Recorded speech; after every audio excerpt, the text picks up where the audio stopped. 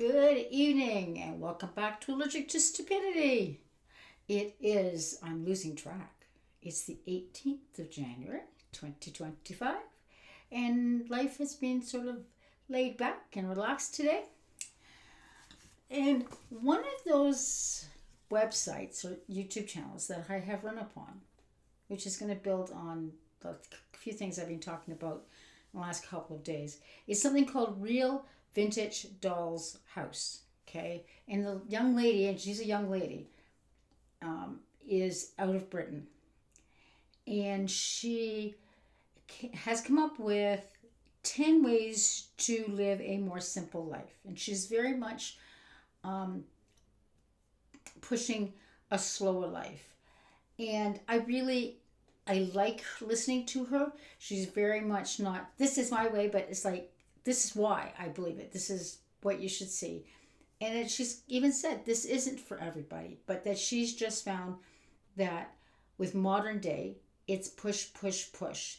And it sort of caught my attention because I've been trying to figure out how to talk about the difference between the push I find in North American YouTubers are going, I'm going back to the simple life, and they're going to go get a homestead, and they're going to get the chickens, and they're going to get the cows, and they're going to have a garden and all the rest of it. And as somebody who's rejuvenating her garden, going, that's not as simple as you might like to think, and it's more time consuming.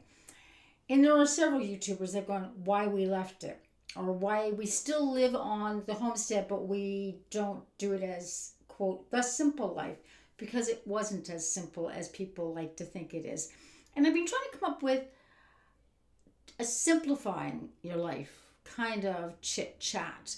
And this young lady, and I'm going to put the link to her YouTube right in the first comment section so you can link it and go watch her herself. You might find her very interesting. So the first one is literally take things slower. One of my pet things is these little coffee machines that, yes, my dear, request for the car, um, is these coffee machines. You put the little keg, little cup in, you hit the button, it makes you a cup of coffee. By the way, it's not the greatest cup of coffee. And it's always in a big rush. And because my algorithms will always direct me to ads that have to do with education, there's now here 30 seconds and there's your lesson plan. And it's almost, let's make it faster, let's make it more convenient, let's make it easier. And what she's saying is just slow down. Go put the kettle on, pull up your favorite cup out or your favorite teapot, find a cozy place to have that cup of tea, curl up with a book, and just take time and enjoy the process instead of everybody being in a big rush. So if you happen to be a parent with little kids and you're changing the diapers, don't worry about being in a big hurry and getting it done. Play with the little guy, play with his toes, count his toes, just slow down and enjoy life. Watch the sun come up in the morning or with the sun go down in the evening. So that was number one. Number two, enjoy your food. And I can vouch for this one because with my schedule, where I'm flying out of the house at 2:30 to get to my first client, and I don't get home till 9 o'clock at night, my breakfast is actually I'm sitting there enjoying my bowl of cereal and my glass of whatever juice I've got that day and my cup of coffee. And that's the meal that I really enjoy because I'm not inhaling it. I'm not trying to get it down so I can get out the door so I can get to a client. And so she has a point there. Enjoy the process of cooking. Just enjoy the experience. Instead of thinking, well, I'll just pick something up at Tim Hortons and Rotten Ronnie's or A&W or something else, which I'm sure we all have because we're downtown and we're hungry, so we got to get something in our stomachs. And hers was just enjoy the whole process, the eating it, the cooking of it. Just think about when you go to grandma's or did go to grandma's or your parents' and mom has made this lovely meal, and it's just the whole process of sitting there and chit-chatting with your family and catching up and then just enjoying the experience. So that was number two. Number three, have a hobby. Something that it doesn't matter what anybody else thinks about. Really, really doesn't matter. So mine's handwork, mine's crafting, and mine's also educational stuff because I happen to enjoy doing it. But I enjoy doing it. I enjoy this. This isn't making me any money, so it's not a job. But I enjoy getting on it. So I miss the occasional night because I can't think of anything. But I can get on and I can relax and I can feel like I'm talking out into the universe and maybe perhaps somebody's listening. If they are, great. If they're not, they're not. Okay? Speaking of that, if you like these videos, please hit like, subscribe, and share. Okay, that was number 3. Number 4, we've all done this. We sit down on a couch in the middle of the afternoon and we have a nap. Curled up with the coffee, the cat's on my lap, with the good books in my lap, and I'm just going to have a coffee, and the next thing I'm waking up. Oh, that feels so good. Just go and have a nap. It doesn't have to be every day. But if it's a rainy and right now a snowy, blustery day and I don't have to go anywhere, nothing's more delightful than curling up on the floor in the sun, and I call it a cat nap because I'm napping like the cats do, and just relaxing in the sun and having a 15-minute nap. It just, your whole body relaxes. It's a wonderful idea. Number 5, be true to yourself. And this one these days, sometimes is really hard because marketing is pushing at us that we have to have this, so we have to have that. We have to, because it's the newest thing. You have to have the Stanley Cups. You have to have that collection of Stanley Cups. Well, be true to yourself. If you really don't want Stanley Cups, then don't buy Stanley Cups. The newest fashion that's going through. I just watched the new line of swimsuits for 2025, and they all look exactly the same. A little bit more material, a little less material. It was like, but how many people are going to go rushing out because they've got to have it, even if they don't like it? Mine is be true to yourself with where you live. If you don't like living in a big monster's home because it's the newest style, then move. And I can vouch because I've got a client. They bought one of those lovely houses. They weren't there very long before they sold it. They didn't go very far, about a block away. But we went to a house that suits the family. And I know my neighbor, I've talked about his house being torn down and John and his walkers. But one of his sons, he and the wife bought the house you're supposed to buy. And they were in it for a few years and they went, we don't like the house.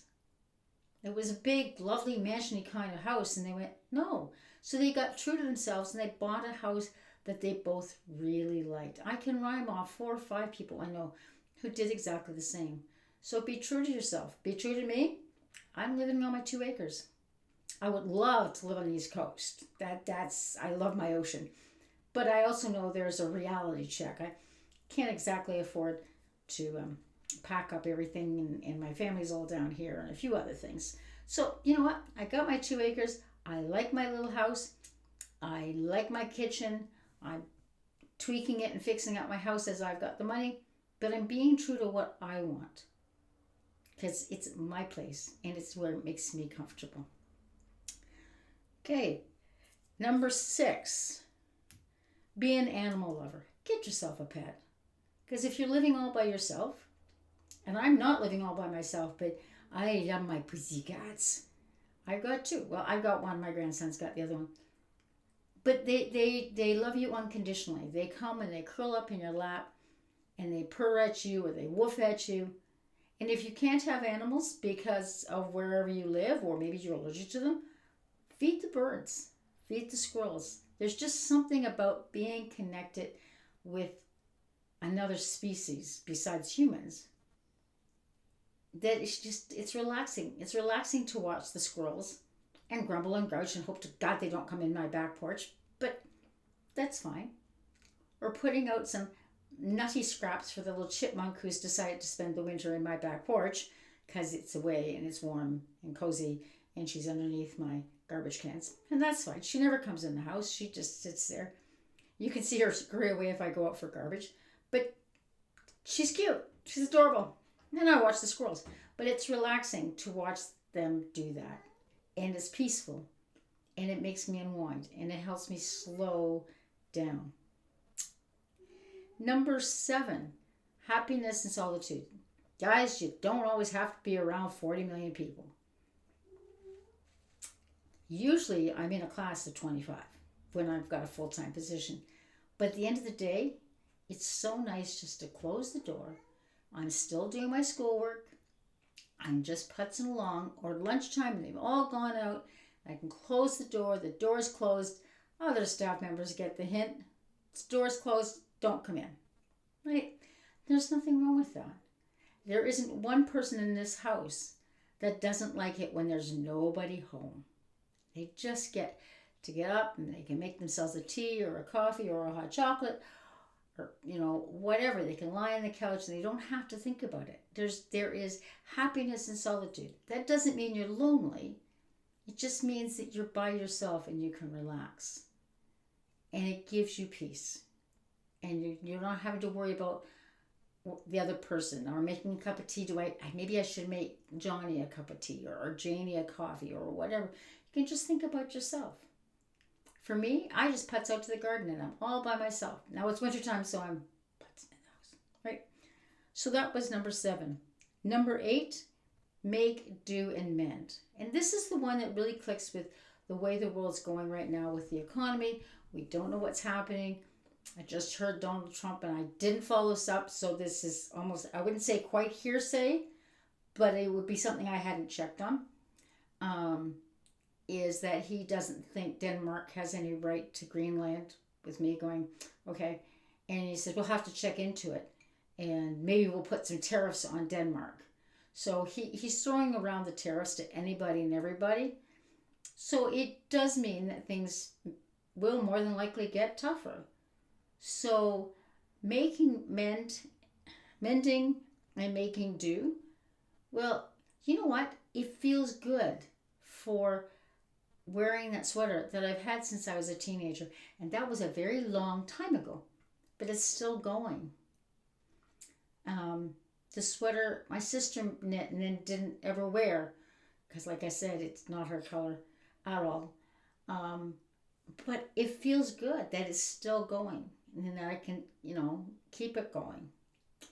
And mending is like, why am I throwing it out? It's perfectly good. It just needs that stitched up. That's sort of my brain, like why I mend it. But it feels good to say, gee, I've had that for 40 years. It's just relaxing. It's taking life slower. And as you sit and mend it, and I've had my kids, Mom, you need to mend this. And they're adults. Mom, how do I mend this? I really like that, whatever. Okay, let's pull out a sewing machine. And they'll come over with or come upstairs with whatever and get me to mend it. It's not a big deal, but they really like it. And it feels good to keep that thing going. Number 9, reclaim your time. And this one, with the cell phones, and everybody wants to be able to get hold of you. My clients go, I don't know how you survive without your phone. I went, I don't know how I survive with the phone, because everybody's after you. Everybody's always contacting you. I've said this story before, but I was driving to my job a couple of years ago from here. It's about an hour and a half away, and I was late getting in, and my VP, I was late getting in because there was a major traffic jam, car accident on the highway, and he was calling me. Well, obviously I'm not going to answer it even if I did have a cell phone, because you're not supposed to drive and be on your cell phone at the same time. But it was just nice that he wanted to be able to get hold of me constantly, incessantly. And it was like, no, I'm not going to answer the phone when I'm driving. And it's relaxing because I can just don't have to worry about anybody else. And I've had lots of people saying, well, you have to check your emails on the weekend. I went, yeah, no, I don't. Weekend's my time. I might have school books out, but I'm going to choose whether I'm going to do them or not. And I'm doing them for me, so I'm ready. But I'm not checking the emails from my parents. The only time I check them for my clients now is if I have a client on the weekend, I'll check before I leave to see if they're canceling. And that's because I've promised them. Other than that, I don't need to be tied to emails and cell phones.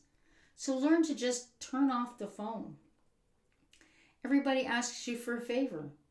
Pick the ones that you want to do that would make you feel good. And mine is everybody wants your monies for legitimate charities: cancer, MS, MD, diabetes, veterans, whatever. Click them off. Well, you've only got so much money. So you pick the two or three that you feel adamant about. So in my world, I support, Wounded Warriors. I support the Canadian Diabetic Association, and I support the Canadian Cancer Society. That's it. That's all. I don't support Heart Stroke. Nothing against them. They're good charities. They do a lot of good work. But I'm going to support those ones that are important to me. And those are the three that are important to me. That's it. Stop. Learn to say no. Learn to say, this is all I'm doing. And I've had charities come to the door and I'm going, nope, these are the ones I'm supporting and this is why. And you can see them going, we get it. 100%. Right? So there you go. Reclaim your time. Don't answer the stupid phone every time it rings. And the last one is unconditional love. Now, not everybody likes into it, but give unconditional love to somebody who's special to you, who is going to treat you with unconditional love. And if they're not going to, take them off the plate. If they can't love you just the way you are, then it's time to find somebody else. And I'm not talking about significant others, we're talking about friends. So somebody I know has to work with somebody who is constantly, incessantly trying to stick her nose into his business. And it's not her business. And he's had to put his foot down. He was always trying to get along with her. And he finally woke up one day and says, no, I don't have to. I can just say no. And so he's bluntly had to put his foot down and said, no, it's none of your business. That's my personal life. This is what's happening at the workplace. That discussion is fine. But what's happening in my personal life is none of your business, because it's not any of your business. Anyways, I just thought it was, just with everything going on, and a couple of comments I've made is like Sensible Money Mom out of the US has said, I can't change the recession / and or depression that's coming. If it does come, which we all assume it's going to, but worrying about it isn't going to change it. And it's just sort of along that same feed of let's all work together and focus on relaxing and making the most of what could be a bad situation, right? So, 10 ways to live a more simple life. 1, take things slower. Enjoy the everyday mundane things like making a cup of tea or a hot chocolate. 2, take your time to enjoy your food, especially if you're going to go out to the closest pub or the closest cafe. Enjoy it. Don't be in a big rush. Even if you're going to Timmy's, go get your coffee and sit down inside and enjoy your Timmy's. Take a book with you and enjoy it. Number 3, have a hobby. Something that doesn't matter what anybody else thinks. So I'm doing my school stuff, it matters what other people think. But my handwork, making dishcloths, doesn't matter. Number 4, it's not a big deal. Have a nap in the middle of the afternoon. Maybe not every day. It's even better if it's not every day. It's like I said, my cat naps. Number 5, be true to yourself. Remember your morals and ethics and do things that make you feel good. Live your life the way you want to. If you do want the big fancy mansion house with 5 bathrooms, which by the way, I have no idea why anybody would have 5 bathrooms. That means I got 5 bathrooms to clean. Then live that life, but be true to yourself. Don't let marketing and television shows, Dallas and the Kardashians and all those guys try and convince you that you need something that really in your heart of hearts don't need. Number 6, be an animal lover. You don't have to be a big animal lover and have, barns full of animals and houses full of animals. But watch the birds. Feed the birds. Feed that silly squirrels. Number 7, Find happiness in solitude. Do some things that are just you by yourself. Whether it's putzing out a jigsaw puzzle or reading a book with a cup of coffee, but just sit and be by yourself once in a while. Don't always have to be with the lovely face on so you're making a presentation to other people. Number 8, make do and mend. It makes you feel good. You're not wasting money by, there's a hole in my sleeve, so I have a couple of basic training shirts. Those things out of the military, those things last forever, but once the stitchings come, I'm just going to fix it. Why would I do anything else? And I'm not trying to be thingy. I'm just honestly going, why would I throw it out? It's a perfectly good shirt, and it's great for outside or painting. I just got to restitch the seam. Number 9, reclaim your time. Learn to say no, right? So, no, just very rarely I'd say no to my kids, but push comes to shove. There's times I'm going to have to. Monday I have a family dinner here, so I've just said no to my clients because I've got something I want to do. And my clients on Monday are 3 little families that I really enjoy, but I don't always have to be there for everybody. Number 10, unconditional love. Hang out with those people who have unconditional love for you, who are going to accept you just for who you are, just the way you are. And you are going to hold your hand and hug you when your life feels like it's falling apart. And they're not going to make any judgmental calls. They're not going to try and solve your problem. They're just going to hold your hand and be there. And that's it. That's unconditional love. Anyways, guys, take good care of yourself. Have a good night. And remember to simplify your life. Take care.